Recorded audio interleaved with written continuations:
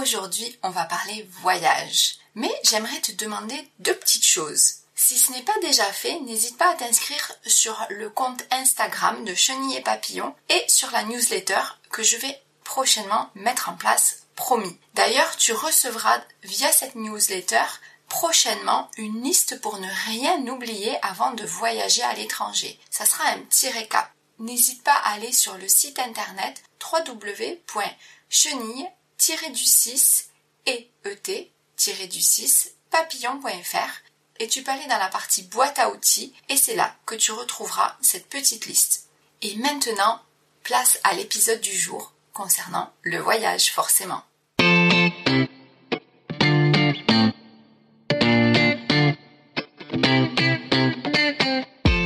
Coucou, je suis Alexandra de Chenille et Papillon, un podcast pour toutes les célibataires heureuses ou qui souhaitent le devenir. Si tu es maman solo ou pas, si tu te sens seule, si tu n'es pas vraiment heureuse, si tu es souvent dans l'attente, eh bien j'ai envie de t'aider à changer tout ça, en te reboostant et en te donnant le sourire principalement, mais pas que. Dans ce podcast, je te partage mon expérience, mes astuces, des exercices qui m'ont permis de mieux vivre mon célibat au quotidien. Tu retrouveras aussi des témoignages d'autres célibataires qui le vivent bien. Ils nous donneront également leurs secrets. Alors, si tu souhaites réussir à apprivoiser cette solitude, parfois subie et souvent pesante, si tu veux devenir toi aussi une célibataire heureuse et épanouie, alors tu es au bon endroit. Mon premier conseil sera donc celui-ci. Je te propose de prendre quelques minutes pour prendre soin de toi en te posant confortablement pour écouter ce nouvel épisode. Bonne écoute! Coucou! Comment vas-tu? J'espère que tu es en pleine forme aujourd'hui, que tout va bien. Et si ce n'est pas le cas, dis-toi que c'est un jour sans et que ça ira mieux demain. Je tiens aussi toujours et encore à te remercier pour les écoutes, pour suivre mes épisodes chaque semaine. Un grand merci à toi. Pour ma part, tout va bien dans l'ensemble. Le seul petit hic en ce moment, c'est que je suis en manque. Mais vraiment en manque. Oui, en manque de voyage. Et oui, tu croyais que j'allais dire quoi? J'ai pas bougé depuis un certain temps maintenant, surtout à l'étranger, et j'avoue qu'un petit séjour à l'étranger me ferait le plus grand bien. D'ailleurs, le fait de préparer des sujets sur le voyage, de parler voyage, et que les vacances d'été approchent, ça me donne encore plus envie de bouger. D'ailleurs, hier, j'étais en train de regarder des sites pour m'échapper toute seule 2-3 jours. Je pourrais le faire en prenant ma petite auto, mais elle a plus de 326 000 kilomètres au compteur. Donc franchement, je préfère éviter de la prendre pour cette petite escapade. Et j'ai trouvé des billets pas très chers pour Palma de Majorque. À voir. Il va falloir que je réfléchisse et que je passe à l'acte, mais on va y revenir. En attendant, je te parle de comment organiser ton premier voyage, ton premier séjour solo à l'étranger. Même si, comme je te l'ai déjà dit, on peut faire son premier voyage solo à 1 heure de chez soi. Alors concrètement, comment s'organiser pour ce premier voyage solo? Car c'est bien beau de rêver, de vouloir partir, mais concrètement, comment tu t'organises? Où chercher? Par où commencer? Alors je te propose donc de partager mes tips, comment moi je m'organise, du choix du voyage en passant par le transport, l'hébergement. Voici comment faire si tu es organisé, ce que je dois avouer pas vraiment mon fort et tu dois le savoir un petit peu maintenant que tu suis mes épisodes. En tout cas, c'est sûr que je ne suis pas hyper organisée pour cette première partie, celle du budget. Commence par prévoir ton budget pour ton séjour, cela va t'aider pour organiser la suite. Si tu as écouté l'épisode 19, lever les freins pour oser voyager seul, tu as peut-être déjà commencé à lister tes destinations que tu aimerais. Alors maintenant, c'est le moment de choisir cette destination, celle où tu aimerais partir. Bien évidemment, il faudra que tu tiennes compte du temps dont tu disposes, donc de ton budget comme on en parlait, et de tes envies. N'hésite pas à faire des recherches sur les différentes destinations qui t'intéressent pour t'aider à faire ton choix. Une fois la destination choisie, ce qui n'est pas toujours facile, vérifie avant de réserver les formalités administratives du pays. Voir si tu as besoin de vaccin, visa, passeport. Alors ça paraît basique, mais parfois ton passeport n'est plus valable. Et vu les délais pour en refaire un, il vaut mieux anticiper. Alors je te le dis parce que j'ai une amie à qui c'est arrivé, et donc hélas, elle n'a pas pu partir. Dommage. Non, je suis méchante, la pauvre. Pense aussi, donc comme je te le disais, aux vaccins selon la destination choisie. Renseigne-toi si certains vaccins sont obligatoires et le visa aussi si c'est utile pour le pays que tu choisis. N'oublie pas les assurances. Et oui, on ne sait jamais. S'il t'arrive quoi que ce soit, pense à l'assurance par exemple rapatriement. Tu peux prendre l'assurance au moment de réserver tes billets, mais avant de dépenser des sous pour rien, renseigne-toi sur tes différentes assurances que tu as déjà. Pense à ta banque parce que souvent avec la carte bleue, ils le proposent. Perso, j'utilise l'assurance de ma carte bleue. Alors, autre chose à faire quand tu pars solo qui est liée à la partie administrative. Alors, il y a des choses à prévoir en amont et après, il y a des choses à prévoir lorsque tu seras pendant ton voyage. La première chose, c'est pense à scanner tous les documents importants. Passeport, documents de santé, coordonnées de ton assurance, les éléments de ta réservation concernant ton ou tes hébergements. Et mets idéalement tout ça donc sur ton drive par exemple. Donc comme ça, en cas de vol ou de perte, tu peux toujours y avoir accès à partir du moment où tu as accès à un ordinateur. Et pour X ou Y, fais passer ces éléments à une personne de confiance qui peut elle aussi t'aider si toi tu es dans l'incapacité d'accéder à ces documents. Pour ma part, c'est mon frère qui a accès à tout ça.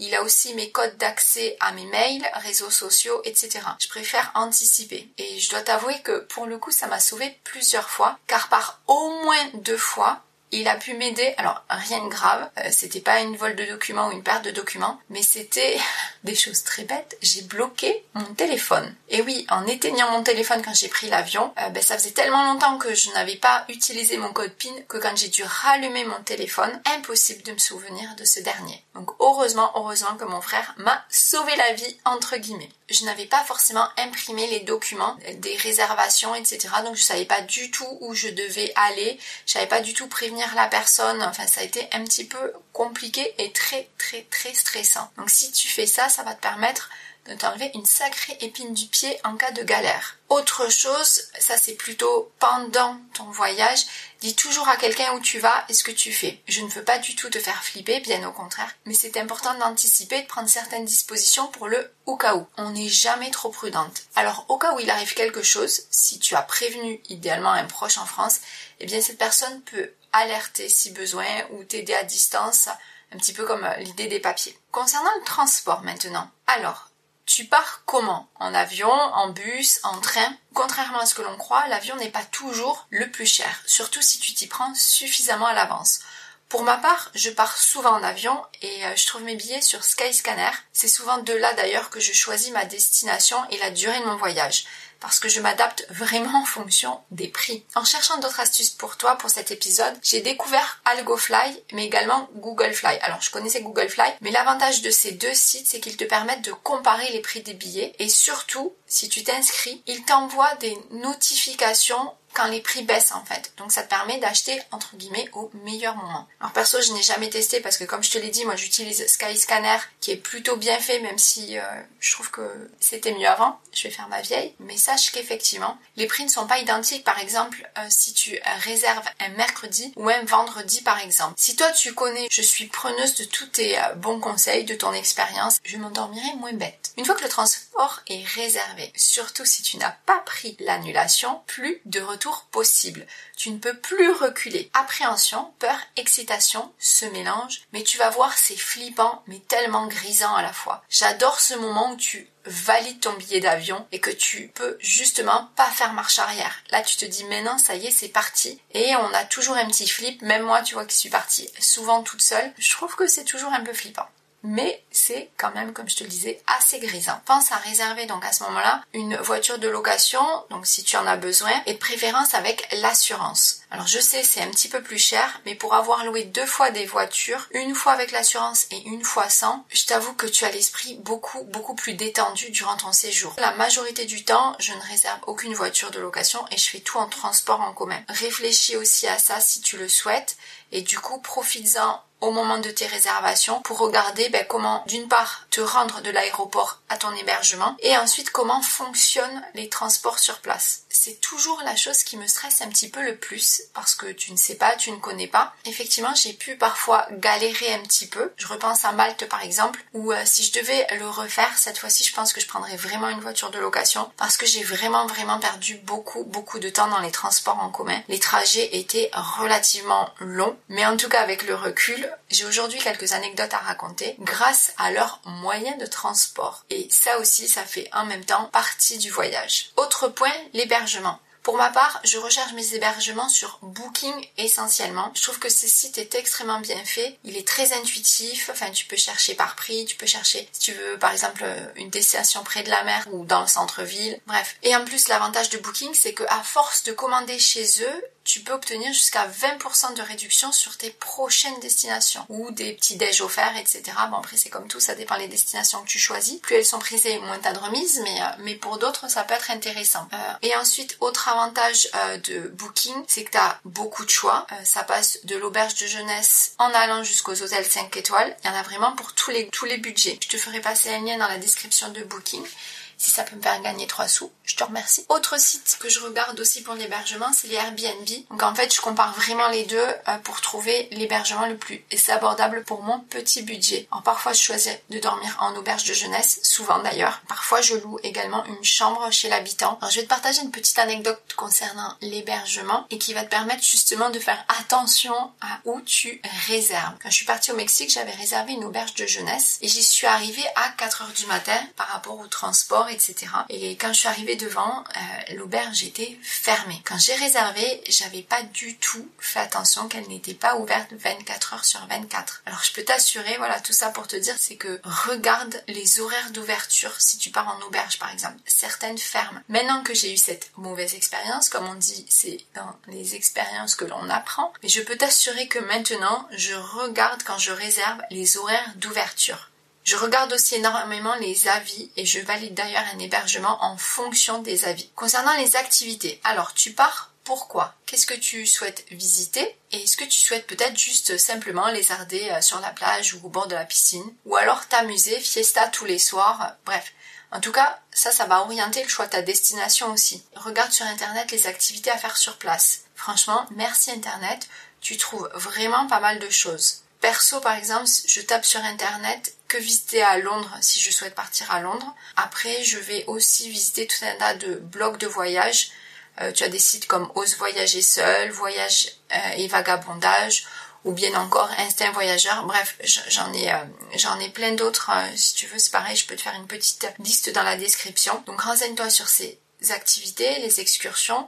Pense également aux guides de voyage, il y en a certains qui sont plutôt très bien faits et en plus maintenant on a également tout un tas d'applications mobiles qui permettent d'obtenir justement des informations et t'as pas besoin de te traîner un pavé de 15 kilos. Autre point, est-ce qu'il faut faire un planning ou pas? Alors même si pour un premier voyage, je te le recommande pour d'une part te rassurer, savoir ce que tu fais, où tu vas, pour éviter de t'ennuyer sur place et de perdre du temps à te demander mais mince, qu'est-ce que je vais faire? Et d'autre part, pour t'éviter aussi de partir pour un point A, puis un point B, et pour te rendre compte comme finalement tu avais un truc sympa à faire à côté du point A. Alors simplement juste n'oublie pas, c'est que le planning doit malgré tout pouvoir s'adapter à ton voyage, à tes envies du moment. L'idée, c'est pas forcément de le suivre à la lettre, c'est de rester quand même assez flexible. C'est un petit peu comme des propositions, après à toi d'adapter. Moi, pour ma part, je n'avais pas organisé de planning pour mon premier voyage solo. C'est en arrivant à l'auberge que j'ai demandé les choses à visiter et que j'ai pris à ce moment-là du temps pour plus ou moins planifier mon séjour. Bon, en même temps, c'était que 2 jours et demi, donc ça a été assez rapide à organiser, mais voilà, c'était vraiment grâce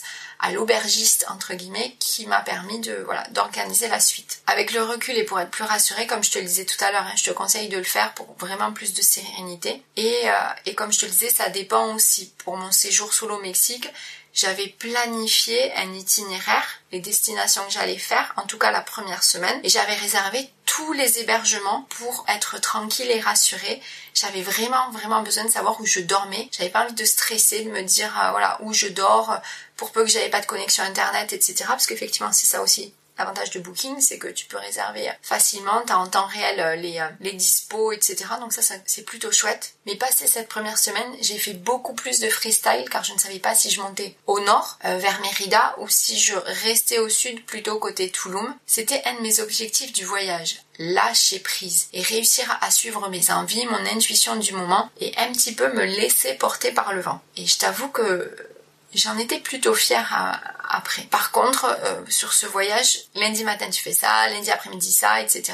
J'avais pas de planning d'activité entre guillemets. J'avais vraiment que mon planning pour pour les nuitées. Par contre, pour mon voyage à New York, là, tout était organisé, peut-être même un peu trop à mon goût. Bon, l'idée, c'était justement d'avoir tout planifié pour savoir ce qu'on allait faire, où, quand, comment, et pour éviter vraiment de perdre du temps. Donc cette fois-ci, j'étais partie avec une amie, et c'est vrai que ce planning était très chargé, mais en même temps, avec le recul, je me dis qu'on a quand même fait beaucoup de choses. On en a quand même profité, mais parfois je trouve qu'on a fait des petites choses un peu trop rapidement parce que voilà, on avait un timing à respecter et des fois j'aurais préféré peut-être rester 2 heures de plus, mais bon, après on a aussi des impératifs, on fait pas toujours comme on veut.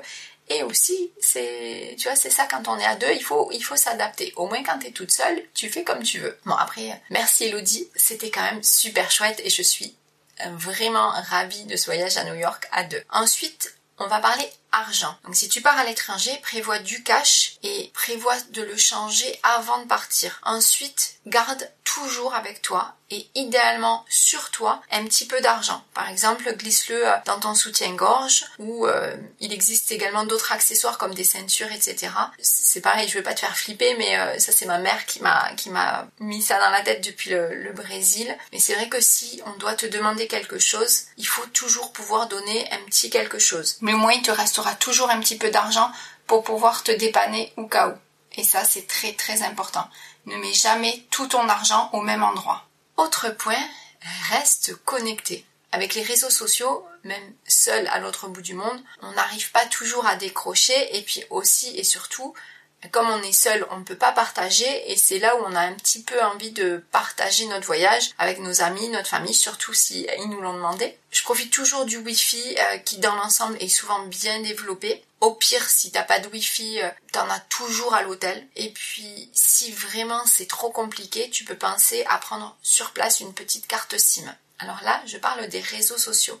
Mais je pense aussi à la communication de manière générale. C'est préférable de partir dans un pays où tu parles la langue. En tout cas, pour ton premier voyage, ça te permet là aussi d'être un peu plus sereine. Après, l'avantage, si tu parles anglais, tu peux aller franchement quasiment partout. Et si tu aimes vraiment le challenge et que tu souhaites partir sans maîtriser du tout la langue du pays, ou l'anglais, parce que ça peut arriver, hein, on parle pas tous anglais, espagnol ou voilà. Il existe pareil, là aussi, de nombreuses applications pour t'aider à traduire si tu as besoin. Franchement, merci les nouvelles technologies.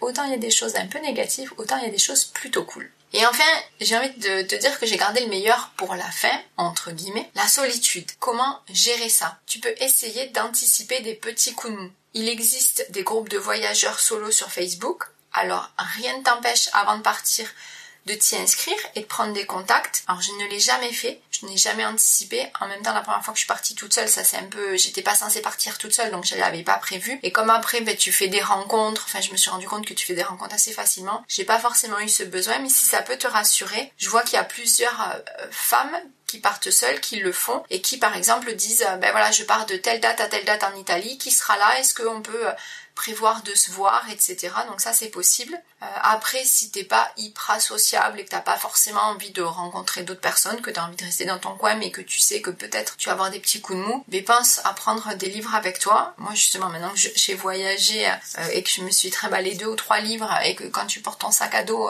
voilà quoi, merci. Donc j'ai acheté une liseuse et c'est vraiment top. Après, pense à te munir aussi peut-être de ta playlist. N'oublie surtout pas tes écouteurs. Et pense aussi, pourquoi pas, à télécharger des épisodes de ta série préférée. Comme ça, entre 2 activités ou avant de te coucher ou voilà. Petit coup de mou, t'as des petites occupations. Bref, on va s'arrêter là parce qu'il y a vraiment tellement à dire. J'aurais pu également te parler de la valise, quoi prendre, etc.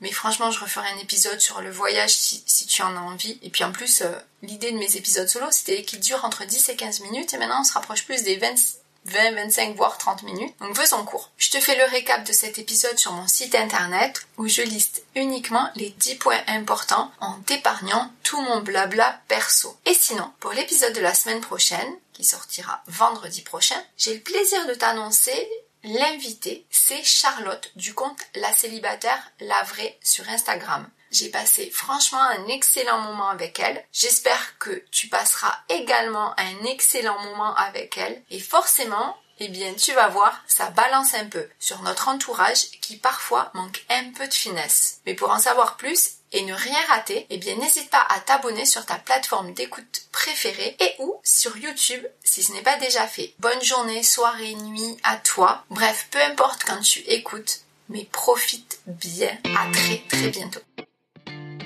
Merci d'avoir pris le temps d'écouter jusqu'au bout l'épisode. J'espère que cela t'a plu, t'a aidé et peut-être même reboosté. Si c'est le cas, alors n'hésite pas à soutenir le podcast en t'abonnant pour ne rater aucun épisode et en mettant 5 étoiles car cela va me rebooster à mon tour pour continuer et te proposer d'autres épisodes. Et si tu penses que cela peut aider d'autres personnes, eh bien n'hésite pas à le partager autour de toi. Tu peux me retrouver également sur les réseaux sociaux, Insta, Facebook. Si tu le souhaites, tu peux t'abonner à la newsletter également pour recevoir régulièrement des infos, des astuces pour mieux gérer ton célibat au quotidien et continuer ta quête du bonheur et devenir une célibataire heureuse et épanouie. Tous les liens et infos sont dans la description. Je te dis à très vite pour un nouvel épisode. À bientôt!